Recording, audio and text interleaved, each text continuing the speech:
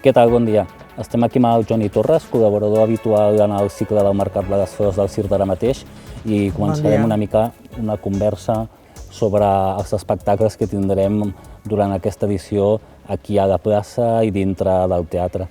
I per això, no sé si, Joni, comencem una mica amb alguna de les companyies que tenim a la plaça? Doncs la primera companyia serveix molt bé per explicar aquest cicle, no? Cicle Circ d'ara mateix, que va ser una idea imaginada per en Cesc Casadesús, i tu també estaves al costat d'ell, i és un cicle que fa un gran reforç per tal d'entendre el circ com un llenguatge. I Bost, que és aquesta companyia de trapecistes que tindrem aquí a la plaça Margarida Xirgu, és un bon exemple per posar en pràctica aquest llenguatge de circ.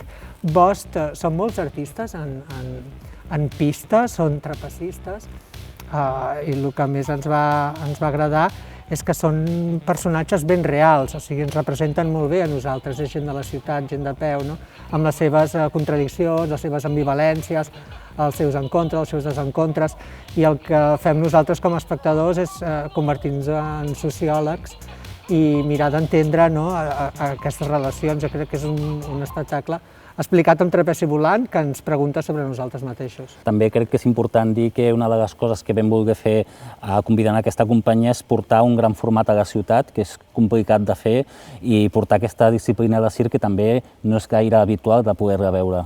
Sí, clar que s'ha sigut la gran aventura de portar Circ Bost aquí, i més amb les situacions de mesures sanitàries que tenim. És una companyia que ha arribat d'aquí del costat, de França, però Déu-n'hi-do, som moltes persones, i també hi ha una ocupació de l'espai de la plaça que ha d'estar ben aconduït i ben portat.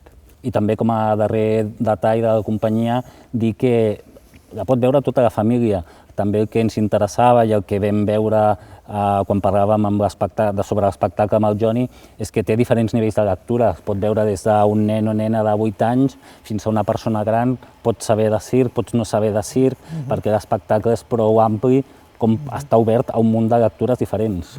És tots públics, tot i així és un espectacle en format concert de rock, aleshores els pares també estan informats, i les famílies estan informades que els nivells de so són elevats i poden escollir portar-los o no. A partir dels 10 anys no hi ha cap problema. Abans de 10 anys han de saber que hi ha aquesta cosa amb el so.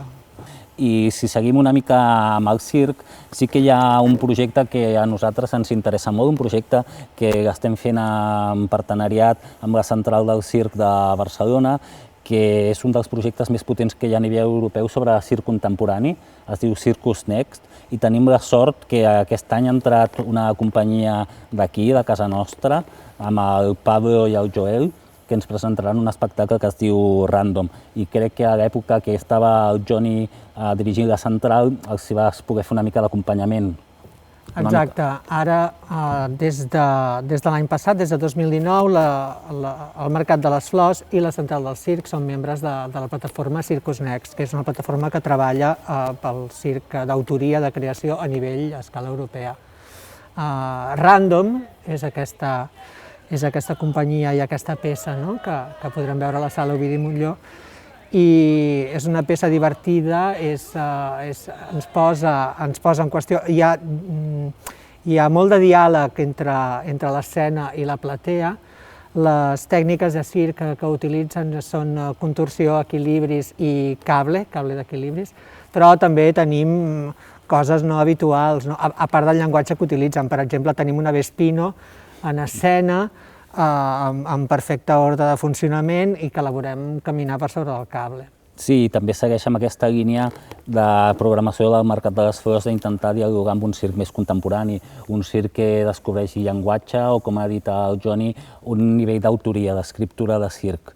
I a partir d'aquí també ens podem potser obrir la porta. No ho estem fent amb ordre cronològic, però també crec que la manera del diàleg que estem construint ens porta més cap a aquest nivell d'escriptura dels artistes i les artistes amb qui treballem. El Joan Català, per exemple, també podríem parlar que és un autor de circ. Sí, en Joan Català el que ha fet, el que ha aconseguit amb la seva feina sobre l'escena és tenir una gran radiació per tot arreu, a nivell a nivell internacional.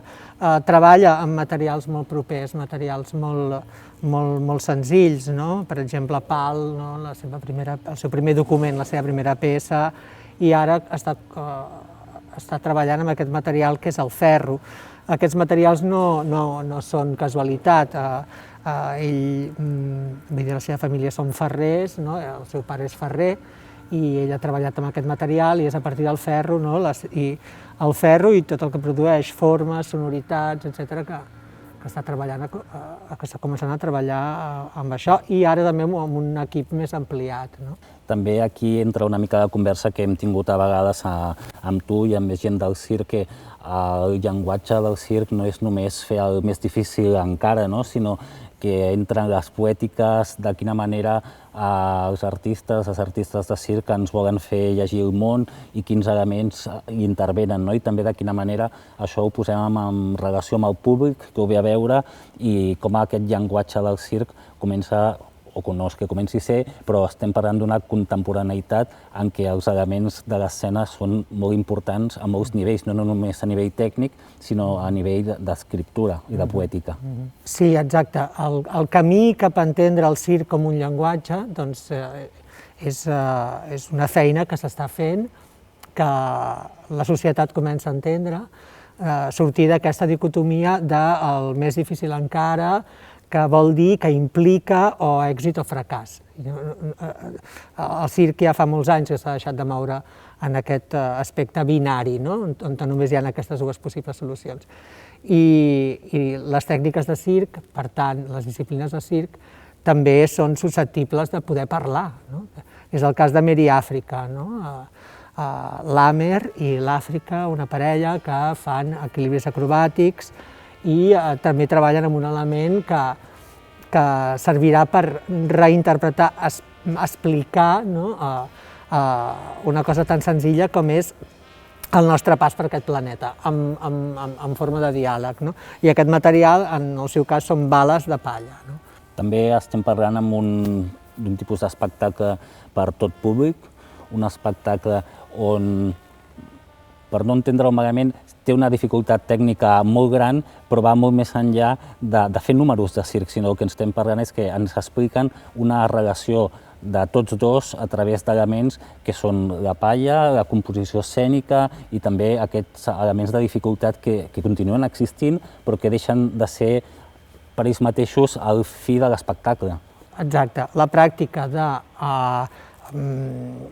crear, o sigui, creació, no és una finalitat en si mateixa, sinó que la creació artística està a dins de tots els aspectes del circ, en l'entrenament, en la manera de plantejar-lo, inclús d'aprendre'l i d'aprendre nous registres.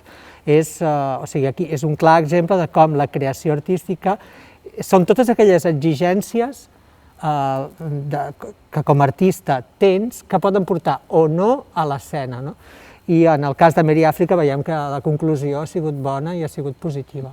Continuant amb aquests creadors i creadores de casa nostra, tenim a Mumúsic, que és una companyia que potser ha treballat més un ventall de públic més jove, més petit, però també per tota la família, però la seva poètica no només combina elements de circ, treballen també molts elements musicals, molts elements de tècniques que potser no han estat vistes tan sovint a casa nostra o en el mercat de les flors, per exemple, com és la tècnica de la suspensió capil·lar.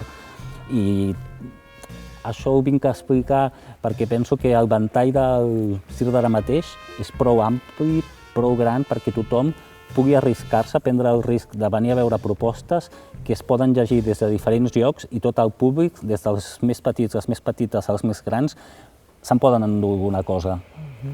Mumúsic és una meravella pel que fa al sentit de l'humor. Tenen un sentit de l'humor molt fi i molt únic, també. Treballen aquest llenguatge d'un humor que és molt entranyable per indesxifrable i és un humor que a vegades, o sovint, els més petits entenen superbé, no? I als grans això els fa transportar cap a altres rítmiques, no? Els nens riuen i s'ho passen superbé de coses que els adults han d'intentar entrar, no? I aquí es crea aquest diàleg, no? tan interessant. No?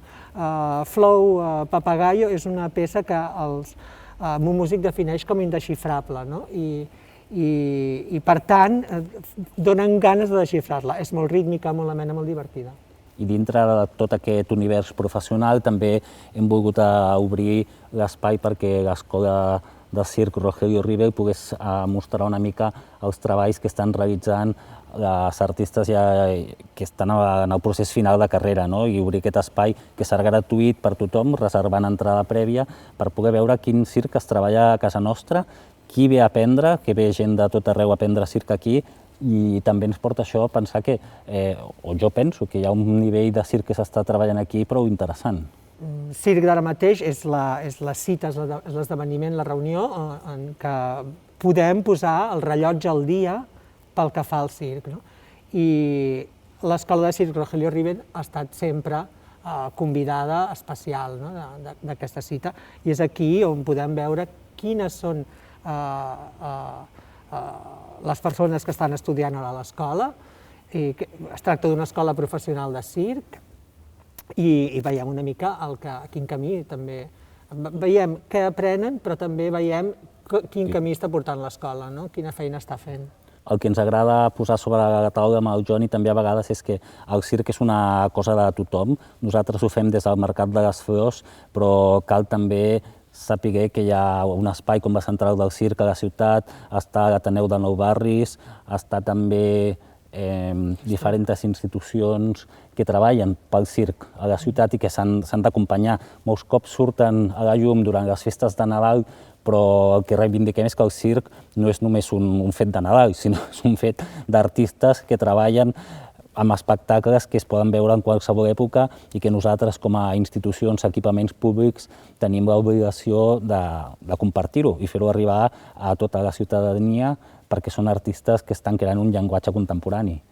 Bueno, amb aquest cicle també el que es té el que tenim com a sector de circ és una gran visibilitat per conèixer el circ que s'està fent ara mateix. No només que s'està fent, sinó que representa els temps que ara estem vivint. I això és interessant per fer créixer la representació del circ a la societat. Només em queda agrair-vos i animar-vos que vingueu a compartir el circ amb nosaltres, amb tota la família, amb amics i amigues, i que sou més que benvingudes. I si us agrada, que comuniqueu que vingueu.